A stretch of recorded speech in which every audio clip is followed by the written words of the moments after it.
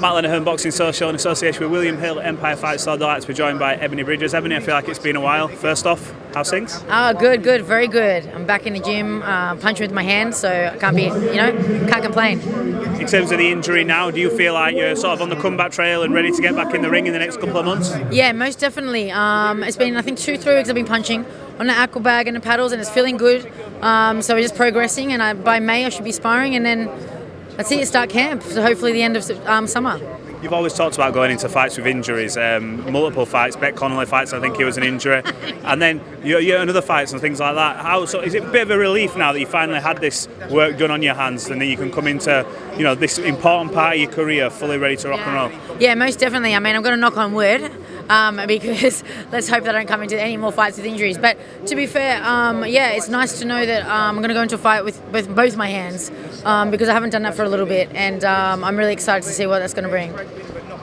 What's next for you? Everyone's talking about the division. We've had Nina Hughes in the time since you've been out, become world champion, with Shannon Courtney who's making a comeback. That fight's still there for you. But what is next for you? I know you've got, obviously, Matchroom will have a plan for you, hopefully. What is next for you? Well, personally for me, I went straight from winning a world title into my mandatory. So I would like to have a voluntary, especially coming back from injury. I've been out for a while. My hand, I just want to test my hand out.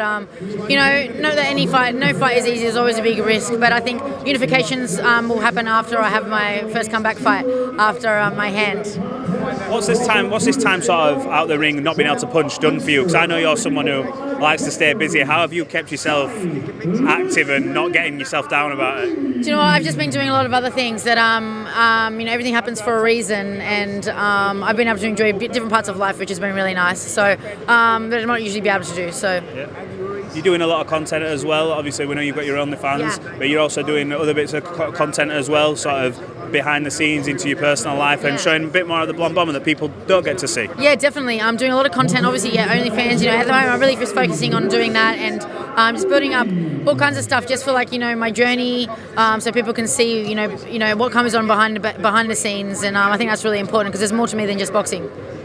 How important is it this year that before the end of this year that you get maybe a chance to unify? Because you've always talked about it. You said first step, world champion, but now that's not enough. Goal, unified, goal, undisputed. How important is it that you get that this year, or is it not that important? To me, it's important that I get my next fight out and I get through my next fight with no injuries and my hand's good. As for unification, that's going to happen no matter what, and it's written in the stars. So. Mikaela Mayer, she returns to this card, going against someone who is the only person to beat Alicia Baumgartner. Do you think Mikaela's chose that and chose this opponent for a reason so that she can look good against someone who's previously beaten Baumgartner? Yeah, possibly. I mean, that could definitely be a thing. But also, Christina's an OG. She's been around for a long time, and it's a good person on your record as well. She's an ex-world champion as well. Katie Taylor comes back in Ireland. No, you're all right. Katie Taylor returns in Ireland. Chantelle Cameron was meant to be Serrano. How do you see that fight playing out? I know you're going to get asked that loads, but change of opponent. What are you thinking? I think Chantelle Cameron's going to win that fight. Yeah. Why? What do you put that down? I just think Chantelle Cameron, she's bigger, she's fast as well, she's got great combination, she mixes it up and down. I think she has a lot more variety to her punches, and she's really, really hungry.